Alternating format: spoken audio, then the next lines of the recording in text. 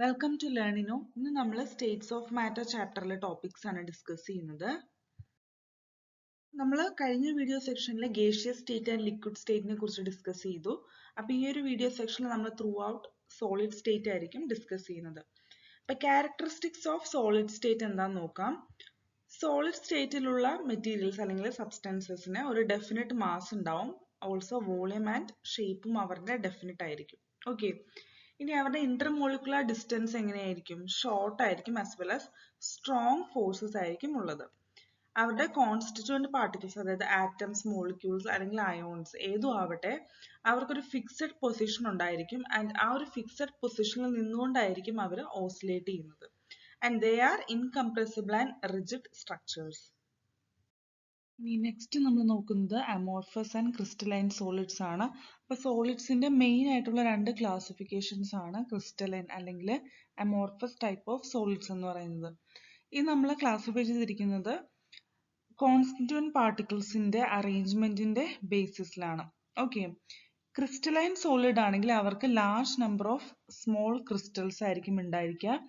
And ഓരോ ക്രിസ്റ്റലിനും ഒരു definite ആയിട്ടുള്ള ജോമെട്രിക്കൽ ഷേപ്പും ഉണ്ടാവും.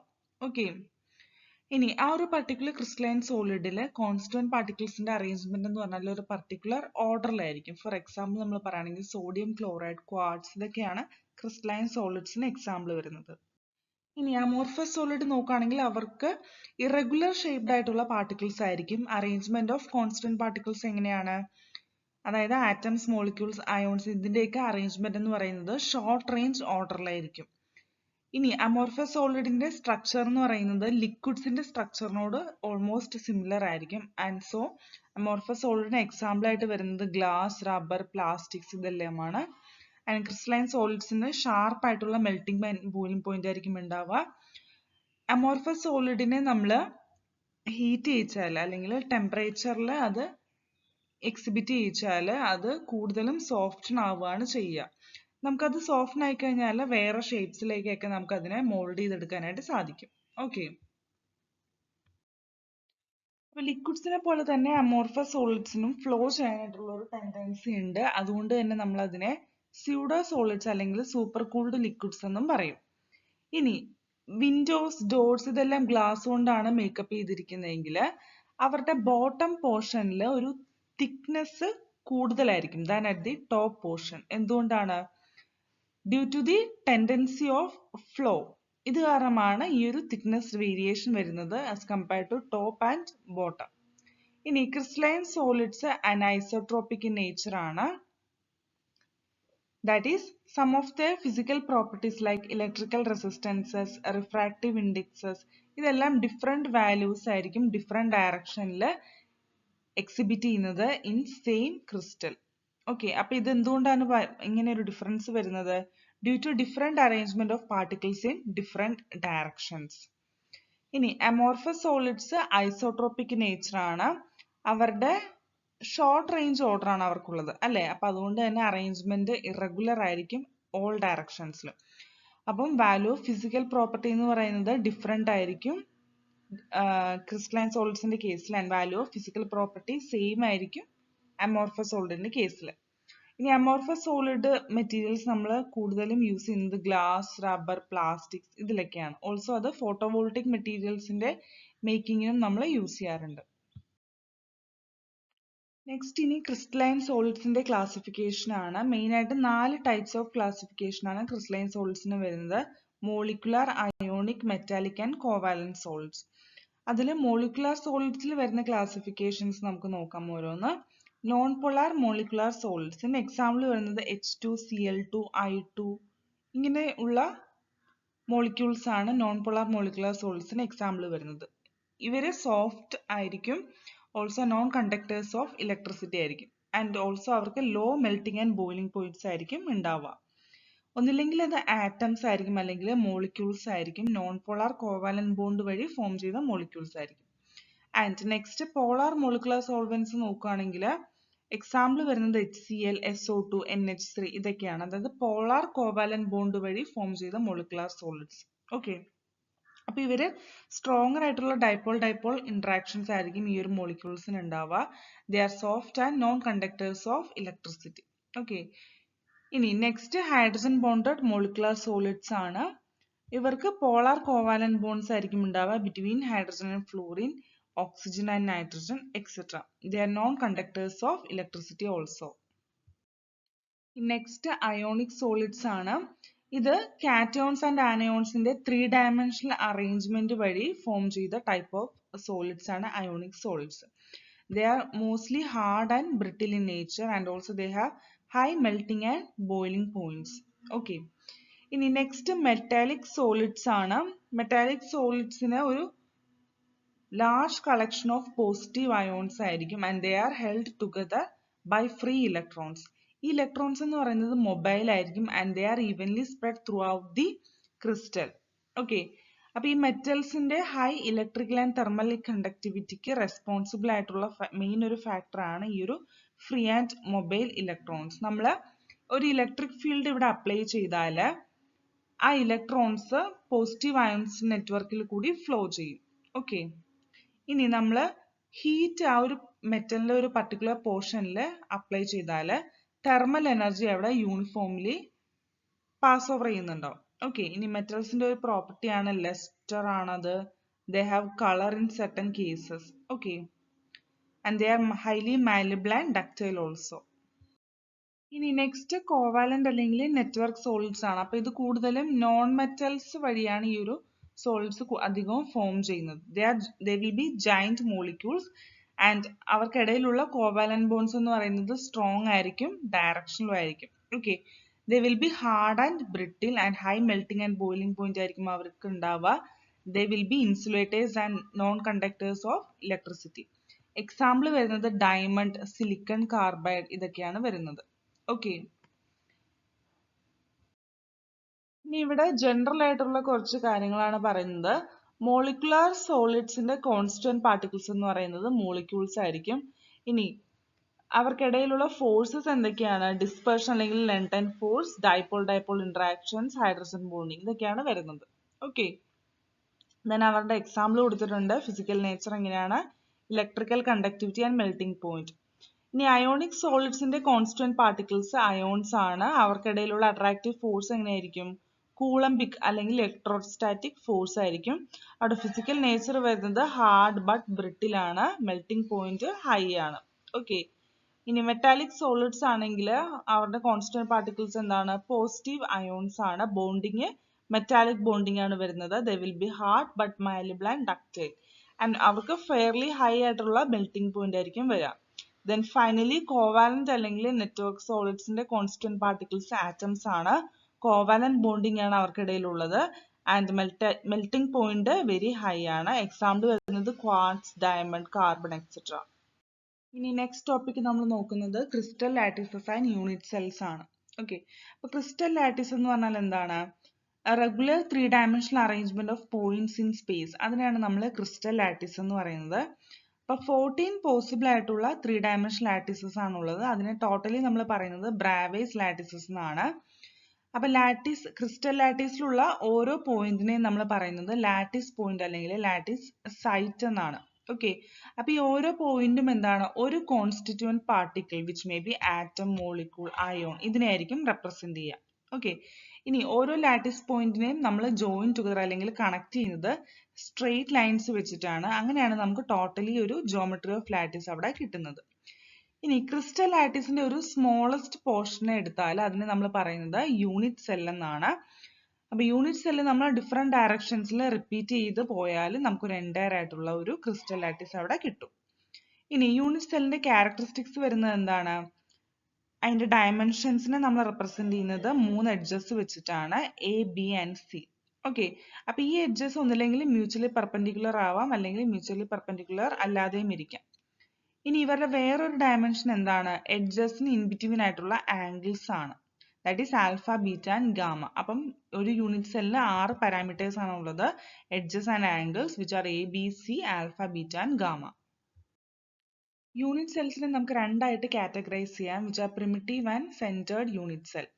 ഇനി പ്രിമിറ്റീവ് യൂണിറ്റ് സെൽ എന്ന് പറഞ്ഞാൽ എന്താണ്? കോൺസ്റ്റുവന്റ് പാർട്ടിക്കിൾസ് ആ ഒരു യൂണിറ്റ് സെല്ലിന്റെ കോർണർ പൊസിഷൻസിൽ മാത്രമാണ് പ്രസന്റ് ആയിട്ടുള്ളതെങ്കിൽ അതിനെ നമ്മൾ പ്രിമിറ്റീവ് യൂണിറ്റ് സെൽ എന്നാണ് പറയുന്നത്.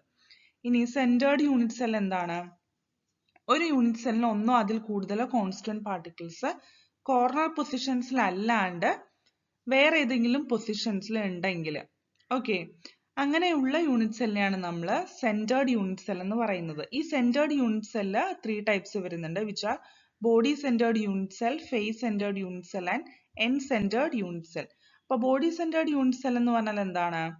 കോൺസ്റ്റന്റ് പാർട്ടിക്കിൾസ് ബോഡി സെന്ററിലാണ് ഉള്ളതെങ്കിൽ അതർ ദാൻ ഇറ്റ്സ് കോർണേഴ്സ്, അങ്ങനെയുള്ള കേസിൽ നമ്മൾ യൂണിറ്റ് സെല്ലിനെ ബോഡി സെന്റേർഡ് എന്നാണ് പറയുന്നത്. ഇനി ഫേസ് സെന്റേർഡ് യൂണിറ്റ് സെൽ എന്ന് പറഞ്ഞാൽ എന്താണ്? കോൺസ്റ്റന്റ് പാർട്ടിക്കിൾസ് ഓരോ ഫേസിന്റെയും സെന്റർ പൊസിഷനിലും ഉണ്ടാവും and also at its corners. Then next end centred unit cell എന്ന് പറഞ്ഞാൽ എന്താണ്? ഇവിടെ കോർണർ പൊസിഷൻസിൽ ഉണ്ടാവും and also one constant particle is present at the center of any two opposite faces also. Okay, അപ്പൊ എല്ലാത്തിലും 7 types of primitive unit cells വരും. ഇനി 7 primitive unit സെല്ലും അവരുടെ പോസിബിൾ ആയിട്ടുള്ള വേരിയേഷൻസും ആണ് നമ്മൾ പറയുന്നത്. ഇപ്പൊ ക്യൂബിക് ക്രിസ്റ്റൽ സിസ്റ്റത്തിന് പോസിബിൾ ആയിട്ടുള്ള വേരിയേഷൻസ് ഏതൊക്കെയാണ്? Primitive, body centred and face centred ആണ്. അവരുടെ ആക്സിയൽ ഡിസ്റ്റൻസ് അല്ലെങ്കിൽ എഡ്ജ് ലെങ്ത് വരുന്നത് ഇങ്ങനെയാണ്: A equal to B equal to C and axial angle വരുന്നത് alpha equal to beta equal to gamma equal to 90 degree. Example പറയുകയാണെങ്കിൽ copper, zinc blende, sodium chloride ഒക്കെയാണ് വരുന്നത്. Okay, ഇനി next tetragonal crystal സിസ്റ്റത്തിന്റെ possible ആയിട്ടുള്ള variations primitive and body centred ആണ്. Axial distance വരുന്നത് A equal to B not equal to C and axial angle വരുന്നത് alpha equal to beta equal to gamma equal to 90 degree. Example white tin SnO2, TiO2, CaSO4 ഒക്കെയാണ്. Then third ഓർത്തോറോംബിക്കിന്റെ possible ആയിട്ടുള്ള variations primitive, body centred, face centred and end centred ആണ്. ഇവിടെ A not equal to B not equal to C ആണ് and axial angle വരുന്നത് alpha equal to beta equal to gamma equal to 90 degree. Example KNO3, BSO4, rhombic sulphur ഒക്കെയാണ്. Then next hexagonal crystal സിസ്റ്റത്തിന്റെ possible ആയിട്ടുള്ള variation എന്താണ്? Primitive ആണ് and A equal to B not equal to C ആണ് ഇവിടെ. Then angle എങ്ങനെയാണ്? Alpha equal to beta equal to 90 ഡിഗ്രിയും gamma equal to 120 degree. Example zinc oxide, graphite, CDS ഒക്കെയാണ്.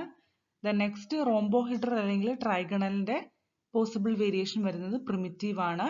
ഇവിടെ ആക്സിയൽ ലെങ്ത് വരുന്നത് A equal to B equal to C and axial angle വരുന്നത് alpha equal to beta equal to gamma not equal to 90 degree. Example cinnabar, calcium carbonate ഒക്കെയാണ്. Next മോണോക്ലിനിക്കിന്റെ possible ആയിട്ടുള്ള variation primitive അല്ലെങ്കിൽ end centred ആണ്. Axial distance A not equal to B not equal to C and angle വരുന്നത് alpha equal to gamma equal to 90 degree, beta not equal to 90 degree. Example monoclinic sulphur Na2SO4 10H2O. Then last ട്രൈക്ലിനിക്കിന്റെ possible ആയിട്ടുള്ള variation primitive ആണ്. Axial distance വരുന്നത് A not equal to B not equal to C and axial angle വരുന്നത് alpha not equal to beta not equal to gamma not equal to 90 degree. Example H3BO3. ഇനി next topic number of ആറ്റംസിന്റെ unit cell ആണ്. Primitive cubic unit സെല്ലില് എത്ര atoms ആണ് ഉള്ളത് നോക്കാം. അപ്പൊ പ്രിമിറ്റീവ് ക്യൂബിക് യൂണിറ്റ് സെല്ലില് ആറ്റംസ് അവരുടെ കോർണർ പൊസിഷനിൽ മാത്രമായിരിക്കും ഉള്ളത് അല്ലെ. അപ്പൊ കോർണർ പൊസിഷനിലുള്ള ഓരോ ആറ്റത്തിനെയും 8 അഡ്ജസന്റ് യൂണിറ്റ് സെൽസിന് ഇൻ ബിറ്റ്വീൻ ആയിട്ടായിരിക്കും അവിടെ ഷെയർഡ് ആവുന്നത്. ഓക്കെ, അപ്പൊ ഒരു പർട്ടിക്കുലർ യൂണിറ്റ് സെല്ലില് 1/8 ഓഫ് ആറ്റം അത്രേ ബിലോങ് ചെയ്യുന്നുണ്ടാവുള്ളൂ. അപ്പൊ total number of atoms in unit cell ഇവിടെ 8 into 1/8 ആണ് വരുന്നത്, വിച്ച് ഈസ് 1 ആറ്റം. ഇനി നെക്സ്റ്റ് ബോഡി സെന്റേർഡ് ക്യൂബിക് സെല്ലിൽ എങ്ങനെയാണ് വരുന്നത്? ഇവിടെ കോർണർ പൊസിഷനിലും ആറ്റം ഉണ്ടാവും ആൻഡ് ഓൾസോ ബോഡി സെന്റർ പൊസിഷനിലും ആറ്റം ഉണ്ടാവും. അപ്പൊ 8 corners into 1/8 per corner atom എന്ന് പറയുന്നത് 1 ആറ്റം ആണ്. ആൻഡ് 1 ബോഡി സെന്റർ ആറ്റം നമ്മൾ 1 ആറ്റം ആയിട്ട് എടുക്കുന്നു. അപ്പം ടോട്ടൽ നമ്പർ ഓഫ് ആറ്റംസ് അവിടെ 1 + 1 2 ആറ്റംസ് ആണ് വരുന്നത്. ഇനി ഫേസ് സെന്റേർഡ് ക്യൂബിക് യൂണിറ്റ് സെല്ലിന്റെ കേസിലാണെങ്കിൽ അവിടെ 4 ആറ്റംസ് ആണ് ടോട്ടലി വരുന്നത്. അവിടെ കോർണർ പൊസിഷനിലും ആറ്റം ഉണ്ട് ആൻഡ് ഓൾസോ ആ ക്യൂബിന്റെ ഫേസ് സെന്റേഴ്സിലും ആറ്റംസ് ഉണ്ട്. ഇനി നെക്സ്റ്റ് ക്ലോസ് പാക്ഡ് സ്ട്രക്ചേഴ്സ് നമുക്ക് നോക്കാം. ക്ലോസ് പാക്കിംഗ് ഇൻ 1 dimension ഉണ്ട്, then 2 dimension and also 3 dimension ഉണ്ട്. ഓക്കെ, ഇനി 1 dimension ക്ലോസ് പാക്ഡ് സ്ട്രക്ചറിലാണെങ്കിൽ ഒരു possible way of arranging spheres മാത്രമേ ഉള്ളൂ. അതായത് row wise and each other അവർ ടച്ച് ആവുന്ന രീതിക്കുള്ള ഒരു അറേഞ്ച്മെന്റ്. ഓക്കെ, അപ്പൊ ഈ ഒരു കേസ് ഓഫ് അറേഞ്ച്മെന്റിൽ ഓരോ സ്പിയറും അവരുടെ രണ്ട് നെയ്ബേഴ്സുമായിട്ട് ഇൻ കോണ്ടാക്ട് വരും. നമ്പർ ഓഫ് നിയറസ്റ്റ് നെയ്ബേഴ്സിന്റെ പാർട്ടിക്കിളിനെ നമ്മൾ കോർഡിനേഷൻ നമ്പർ വെച്ചിട്ടാണ് റെപ്രസെന്റ് ചെയ്യുന്നത്. And one dimensional close packing അറേഞ്ച്മെന്റിൽ കോർഡിനേഷൻ നമ്പർ വരുന്നത് 2 ആണ്. ഇനി ക്ലോസ് പാക്കിംഗ് ഇൻ 2 ഡയമെൻഷണൽ ആണെങ്കിൽ എങ്ങനെയായിരിക്കും വരുന്നത്? അപ്പൊ ഇവിടെ രണ്ട് rose of close packed spheres ആയിരിക്കും 2 ഡയമെൻഷണൽ കേസിൽ ഉണ്ടാവുക. ഓക്കെ, അപ്പൊ ഇത് നമുക്ക് രണ്ട് ഡിഫറെന്റ് വേസിൽ ഇവിടെ 2 ഡയമെൻഷനിൽ ക്ലോസ് പാക്കിംഗ് ചെയ്യാം. അതായത് സ്ക്വയർ ക്ലോസ് പാക്കിംഗ് ഇൻ 2 ഡയമെൻഷനും ഹെക്സഗണൽ ഡയമെൻഷൻ ഇൻ ക്ലോസ് പാക്കിംഗും, okay, which is in 2 dimensional. And 3 ഡയമെൻഷനിൽ വരുമ്പോഴത്തേക്കും ഇവിടെ എന്താണ് 2 dimensional layers one above the other, അങ്ങനെ സ്റ്റാക്ക് ചെയ്തിട്ടാണ് നമുക്ക് 3 ഡയമെൻഷണൽ ക്ലോസ് പാക്കിംഗ് സ്ട്രക്ചേഴ്സ് കിട്ടുന്നത്. ഇനി നെക്സ്റ്റ് പാക്കിംഗ് എഫിഷ്യൻസി ആണ്. പാക്കിംഗ് എഫിഷ്യൻസി എന്താണ്? Percentage of total space filled by the particle ആണ്. അപ്പോൾ ഓരോ സ്ട്രക്ചറിന്റെ കേസിലും ഈ ഒരു പാക്കിംഗ് എഫിഷ്യൻസി ഡിഫറൻസ് ഉണ്ടാവും. For example HCP and CCP സ്ട്രക്ചറിന്റെ കേസിലാണെങ്കിൽ എങ്ങനെയാ വരിക? പാക്കിംഗ് എഫിഷ്യൻസി 74% ആണ് വരുന്നത്. അത് കാൽക്കുലേറ്റ് ചെയ്യുന്നത് എങ്ങനെയാണ്? Volume occupied by 4 spheres in unit cell into 100 by total volume of unit cell. ഇനി ബോഡി സെന്റേർഡ് ക്യൂബിക് സെന്ററിന്റെ കേസിലാണെങ്കിൽ ഇവിടെ പാക്കിംഗ് എഫിഷ്യൻസി വരുന്നത് 68% ആണ്. ദെൻ സിമ്പിൾ ക്യൂബിക് ലാറ്റിസിന്റെ കേസിലാണെങ്കിൽ 52.4% ആണ് പാക്കിംഗ് എഫിഷ്യൻസി വരുന്നത്. ഇനി യൂണിറ്റ് സെൽ ഡയമെൻഷൻസ് ഇൻവോൾവ് ആവുന്ന കാൽക്കുലേഷൻസ് നോക്കാം. യൂണിറ്റ് സെല്ലിന്റെ വോളിയം നമ്മൾ എങ്ങനെയാണ്? A³ എന്നാണ് റെപ്രസെന്റ് ചെയ്യുന്നത്. And mass of unit cell എങ്ങനെയാണ്? Number of atoms in unit cell into mass of each atom which is Z into M എന്നാണ് എഴുതാം. Z എന്താണ്? നമ്പർ ഓഫ് ആറ്റംസ് ആണ്. M എന്താണ്? മാസ് ഓഫ് സിംഗിൾ ആറ്റം ആണ്. അപ്പോൾ mass of an atom present in unit cell small m equal to capital M by NA നമുക്ക് എഴുതാം. ഇവിടെ M എന്താണ്? മോളാർ മാസ് ആണ്. NA എന്താണ്? അവോഗാഡ്രോ നമ്പർ ആണ്. And density of unit cell എങ്ങനെയാണ് നമ്മൾ എഴുതുന്നത്? മാസ് ബൈ വോളിയം ആണ് അല്ലെ? അപ്പം Zm by A³ that is Zm by A³ into NA എന്ന് എഴുതാം. Or density D equal to Zm by A³ NA ആണ് ഫൈനൽ എക്സ്പ്രഷൻ വരുന്നത്. ഇനി നെക്സ്റ്റ് ടോപ്പിക് നമ്മൾ നോക്കുന്നത് സോളിഡ്സിലുള്ള ഇംപെർഫെക്ഷൻസ് ആണ്. ഓക്കെ, അപ്പൊ ഈ കോൺസ്റ്റന്റ് പാർട്ടിക്കിൾസിന്റെ അറേഞ്ച്മെന്റ് എപ്പോഴും പെർഫെക്റ്റ് ആവണം എന്നില്ല. ഓക്കെ, ഒരു സോളിഡിന്റെ ഉള്ളിൽ large number of crystal particles ഉണ്ടാവും. ആ ചെറിയ ചെറിയ ക്രിസ്റ്റൽസിനൊക്കെ ചിലപ്പോൾ ഡിഫക്ട്സും ഉണ്ടാവും. ഓക്കെ, അപ്പൊ ഇതെങ്ങനെയാണ് ഒക്കർ ചെയ്യുന്നത്? ഈ ഒരു ഡിഫക്റ്റ് ഒന്നില്ലെങ്കിൽ ക്രിസ്റ്റലൈസേഷൻ പ്രോസസ്സ് ഫാസ്റ്റർ ആയിട്ട് ഒക്കർ ചെയ്യുന്ന കേസിൽ, അല്ലെങ്കിൽ മോഡറേറ്റ് ആയിട്ട് ഒക്കർ ചെയ്യുന്ന കേസിലായിരിക്കും ഡിഫക്ട്സ് കൂടുതലും ഉണ്ടാവുക. ഓക്കെ, ഇനി സിംഗിൾ ക്രിസ്റ്റൽ ഫോം ചെയ്യുന്നത് എപ്പോഴായിരിക്കും? ക്രിസ്റ്റലൈസേഷൻ പ്രോസസ്സ് ഒരു സ്ലോ റേറ്റിലാണ് പ്രൊസീഡ് ചെയ്യുന്നതെങ്കിലാണ് സിംഗിൾ ക്രിസ്റ്റൽസ് ഫോം ചെയ്യുന്നത്. അപ്പൊ ഇങ്ങനെ ഫോം ചെയ്യുന്ന ക്രിസ്റ്റലും എന്താണ്? ഡിഫക്ട് ഫ്രീ ആണെന്ന് നമുക്ക് ഒരിക്കലും 100% പറയാനായിട്ട് പറ്റില്ല. ഓക്കെ, അപ്പൊ ഡിഫക്ട്സ് ബേസിക്കലി കോൺസ്റ്റന്റ് പാർട്ടിക്കിൾസിന്റെ അറേഞ്ച്മെന്റിൽ ഉണ്ടാവുന്ന ഇറഗുലാരിറ്റീസ് കാരണമാണ്. അപ്പൊ പോയിന്റ് ഡിഫക്ട്സ് എന്താ നമുക്ക് നോക്കാം. Point defects are irregularities or deviations from ideal arrangement around a point or an atom in a crystal lattice. ഇനി ലൈൻ ഡിഫക്റ്റ് എന്താണ്? ഇറഗുലാരിറ്റീസ് അല്ലെങ്കിൽ deviation from ideal arrangement in rows of lattice point ആണ് line defect എന്ന് പറയുന്നത്. Okay, അപ്പൊ point defect around a point ആണ് line defect വരുന്നത്. Around entire row of lattice point ആണ്. അപ്പൊ ഈ രണ്ട് ഇറഗുലാരിറ്റീസ് അല്ലെങ്കിൽ ഡിഫക്ട്സിന് നമ്മൾ പറയുന്നതാണ് ക്രിസ്റ്റൽ ഡിഫക്ട്സ് എന്ന്. ഇനി ടൈപ്സ് ഓഫ് പോയിന്റ് ഡിഫക്റ്റ് നോക്കാം. ഫസ്റ്റ് സ്റ്റോയിഷ്യോമെട്രിക് ഡിഫക്റ്റ് ആണ്. ഇതിന്റെ വേറെ പേരാണ് ഇൻട്രിൻസിക് അല്ലെങ്കിൽ തെർമോഡൈനാമിക് ഡിഫക്റ്റ് എന്ന് പറയും. ആൻഡ് ഈ ഒരു ടൈപ്പ് ഓഫ് ഡിഫക്റ്റ് ഒരിക്കലും സോളിഡിന്റെ സ്റ്റോയിഷ്യോമെട്രിനെ ഡിസ്റ്റർബ് ചെയ്യില്ല അല്ലെങ്കിൽ അഫക്റ്റ് ചെയ്യില്ല. ഇത് രണ്ട് ടൈപ്പിലാണ് വരുന്നത്, വേക്കൻസി ഡിഫക്റ്റും ഇന്റർസ്റ്റീഷ്യൽ ഡിഫക്റ്റും. ലാറ്റിസ് സൈറ്റ് വേക്കന്റ് ആയിട്ടുള്ള സോളിഡ് ക്രിസ്റ്റൽസിന്റെ കേസിലാണ് ഈ ഒരു ടൈപ്പ് ഓഫ് വേക്കൻസി ഡിഫക്റ്റ് വരുന്നത്. ഓക്കെ, അപ്പൊ ഇത് ആ ഒരു സബ്സ്റ്റൻസിന്റെ ഡെൻസിറ്റിനെ ആക്ച്വലി ഡിക്രീസ് ചെയ്യുന്ന ഒരു ഡിഫക്റ്റ് ആണ്. ആൻഡ് ഇന്റർസ്റ്റീഷ്യൽ ഡിഫക്റ്റ് എന്ന് പറഞ്ഞാൽ എന്താണ്? കോൺസ്റ്റന്റ് പാർട്ടിക്കിൾസ് ഇന്റർസ്റ്റീഷ്യൽ സൈറ്റ്സിലാണ് ഒക്കുപ്പൈ ചെയ്തിരിക്കുന്നതെങ്കിലാണ് അവിടെ ഇന്റർസ്റ്റീഷ്യൽ ഡിഫക്റ്റ് വരുന്നത്. അപ്പൊ ഇത് ആക്ച്വലി സബ്സ്റ്റൻസിന്റെ ഡെൻസിറ്റിനെ ഇൻക്രീസ് ചെയ്യിക്കുകയാണ് ചെയ്യുന്നത്. ഇനി നെക്സ്റ്റ് അയോണിക് സോളിഡ്സ് എക്സിബിറ്റ് ചെയ്യുന്ന ഒരു ടൈപ്പ് ഓഫ് ഡിഫക്റ്റ് ആണ് ഫ്രെങ്കൽ ഡിഫക്റ്റ് എന്ന് പറയുന്നത്. ഇവിടെ കാറ്റയോൺസ് അല്ലെങ്കിൽ സ്മോളർ അയോൺസ് അവരുടെ നോർമൽ സൈറ്റിൽ നിന്ന് ഇന്റർസ്റ്റീഷ്യൽ സൈറ്റിലേക്ക് ഡിസ്ലൊക്കേറ്റ് ആവുന്ന ഒരു ടൈപ്പ് ഓഫ് ഡിഫക്റ്റ് ആണ്. ഓക്കെ, അപ്പൊ ഇത് ഒറിജിനൽ സൈറ്റിൽ വേക്കൻസി ഡിഫക്റ്റിനെ ക്രിയേറ്റ് ചെയ്യും ആൻഡ് പുതിയ ലൊക്കേഷനിൽ ഇന്റർസ്റ്റീഷ്യൽ ഡിഫക്റ്റിനെ ക്രിയേറ്റ് ചെയ്യും. ഓക്കെ, ഫ്രെങ്കൽ ഡിഫക്റ്റിന്റെ വേറൊരു പേരാണ് ഡിസ്ലൊക്കേഷൻ എന്ന് പറയുന്നത്. ബിക്കോസ് ഇവിടെ അയോൺസ് ഡിസ്ലൊക്കേറ്റ് ആവുന്ന ഒരു കണ്ടീഷൻ ആണ്. ഓക്കെ, അപ്പൊ ഇതൊരിക്കലും സോളിഡിന്റെ ഡെൻസിറ്റിനെ അഫക്റ്റ് ചെയ്യുന്ന ഒരു ഡിഫക്റ്റ് അല്ല. ഇനി ഷോർട്ട് കീ ഡിഫക്റ്റ് എന്ന് പറഞ്ഞാൽ എന്താണ്? ഇതൊരു ബേസിക്കലി നമ്മൾ പറയുകയാണെങ്കിൽ വേക്കൻസി ഡിഫക്റ്റ് തന്നെയാണിത്.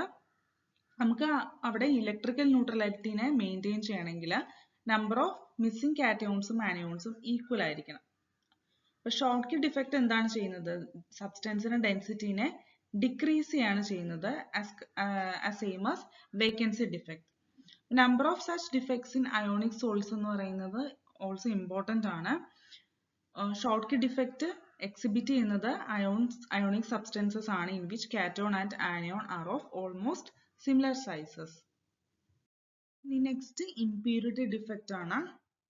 അപ്പൊ മോൾട്ടൺ ആയിട്ടുള്ള ഒരു സോഡിയം ക്ലോറൈഡ് എടുക്കുക. അവിടെ ഒരു little amount of SrCl2 crystallised ആയിട്ടുണ്ടെങ്കിൽ ആ Na+ അയോൺസിന്റെ ചില സൈറ്റ്സിൽ Sr2+ ഒക്കുപ്പൈഡ് ആയിട്ടുണ്ടാവും. അതുകൊണ്ടാണ് അത് ക്രിസ്റ്റലൈസേഷൻ നടക്കുന്നത്. ഓക്കെ, അതായത് നമുക്ക് ഇങ്ങനെ പറയാം, ഓരോ Sr2+ഉം രണ്ട് Na+ അയോൺസിനെ റീപ്ലേസ് ചെയ്യുന്നു പറയാം. അതായത് it occupies the site of one ion and the other site remains vacant. അപ്പൊ ഇങ്ങനെയുള്ള കേസിലാണ് impurity defects വരുന്നത്. Then next non stoichiometric defect ആണ്. അതിൽ തന്നെ വരുന്ന രണ്ട് ടൈപ്പ് ആണ്, മെറ്റൽ എക്സസ് ഡിഫക്റ്റും മെറ്റൽ ഡെഫിഷ്യൻസി ഡിഫക്റ്റും. ഓക്കെ, അപ്പൊ ഈ ഒരു type of non stoichiometric defect എന്ന് പറയുന്നത് നോൺ സ്റ്റോയിഷ്യോമെട്രിക് റേഷ്യോ ആയിരിക്കും ആ ഒരു ക്രിസ്റ്റൽസിൽ ഉണ്ടാവുക due to defects in their crystal structures. ഇനി metal excess defect anionic vacancies കാരണമാണ് ഒക്കർ ചെയ്യുന്നത് ആൻഡ് ഇത് എക്സിബിറ്റ് ചെയ്യുന്ന ആൽക്കൈൽ ഹാലൈഡ്സ് NaCl, KCl ഇതെല്ലാമാണ്. ഓക്കെ, നമ്മൾ സോഡിയം വേപ്പറിൽ സോഡിയം ക്ലോറൈഡ് ക്രിസ്റ്റൽസിനെ ഹീറ്റ് ചെയ്യിച്ചാൽ ആ ക്രിസ്റ്റലിന്റെ സർഫസിൽ സോഡിയം ആറ്റംസ് ഡിപ്പോസിറ്റ് ആവുന്നുണ്ടാവും.